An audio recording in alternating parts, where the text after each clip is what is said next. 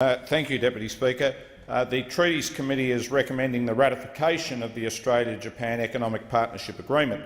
This is consistent with the weight of evidence and submissions to the committee, which stress the advantages of this agreement for Australian agriculture, and the opposition supports that recommendation. Having said that, I'm not going to let this opportunity pass without expressing my concern that the trade agreements we're entering into reflect a willingness to sacrifice some parts of the Australian economy, conspicuously manufacturing, in order to advantage others, conspicuously agriculture. I have a number of concerns about this strategy. First, it is a recipe for unemployment in Australia's manufacturing centres. I've just received the latest Department of Employment small area labour market figures for my area. They show that for the city of Moreland, unemployment has increased since the change of government from 6.8% in September 2013 to 8% in June this year. Unemployment in Coburg has risen from 8.5% to 10%, and unemployment in Brunswick and Fawkner has also climbed about 1.5% since the change of government to be over 9%. But it is to the immediate north of my electorate where the real catastrophe is unfolding. In Broadmeadows, unemployment has risen since the change of government from 21.9% to be 26.4%. That is more than 1 in 4. Unemployment in Campbellfield and Coolaroo has risen from 18.8% to be 22.9%, and unemployment in Meadows Heights has risen from 18.6% to also be 22.9%. These are terrible figures. They are a recipe for social disadvantage on a massive scale, with the certainty of crime, drugs and mental health problems to follow.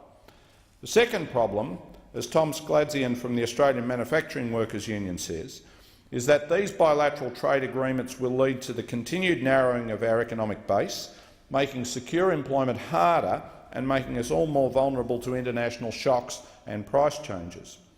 It is my absolute conviction that if Australia continues to go down the path of narrowing our economic base, there will come a time when we will regret it. The mining and energy resources boom won't last forever. With apologies to Winston Churchill, never before in our history have we put so many eggs in so few baskets. Third, in practice we often don't get the gains for agriculture that could justify the losses for manufacturing due to behind-the-border barriers. I also want to make some comments about the way in which trade agreements have moved beyond tariffs and quotas and into every area where governments seek to regulate in the national interest, such as foreign ownership and migration. Chapter 12 sets out the conditions for the temporary entry of skilled persons. It is unlikely to prove problematic. But I can't say the same thing about the proposed bilateral trade agreement with China. Michael O'Connor from the CFMEU warns that any agreement with China must not restrict the ability of Australia to regulate movement of workers, including through labour market testing, as well as numerical quotas.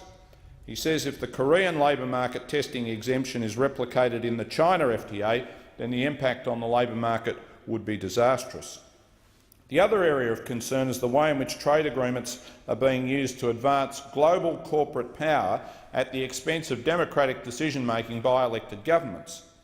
I am particularly concerned at the prospect of the Trans-Pacific Partnership Agreement, including a provision on investor-state dispute settlement.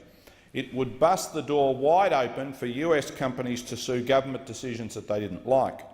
Since the NAFTA was signed, Canada in particular has been the victim of regular attacks by US corporations. Egypt was sued by a French company after the Arab Spring for raising the minimum wage. It just goes to show how pernicious and wicked these provisions are. What we do know about the TPP from documents leaked by WikiLeaks is very troubling. A few days ago, WikiLeaks released the negotiating text for the intellectual property chapter of the TPP. Last week I was able to discuss copyright, intellectual property, patenting and pharmaceutical issues in the TPP with Trish Hepworth, the Executive Officer of the Australian Digital Alliance, Dr Berku Kilic, the Legal Counsel of the Washington-based Global Access to Medicines Program, and Sonia Reid-Smith, Legal Advisor to the Geneva-based Third World Network. I share their concern that the intellectual property chapter of the TPP as it stands will impact adversely on innovation policy, freedom of expression and public health. One of the key problems, Deputy Speaker, is that a lot of treaty negotiating goes on in secret and the public doesn't know what is actually being considered. By the time a treaty comes to the Parliament, the Australian government and other governments have already signed it, and it's extremely difficult to do much about it then. I urge, in conclusion, that there be more transparency in the negotiation about the China bilateral trade deal and the Trans-Pacific Partnership.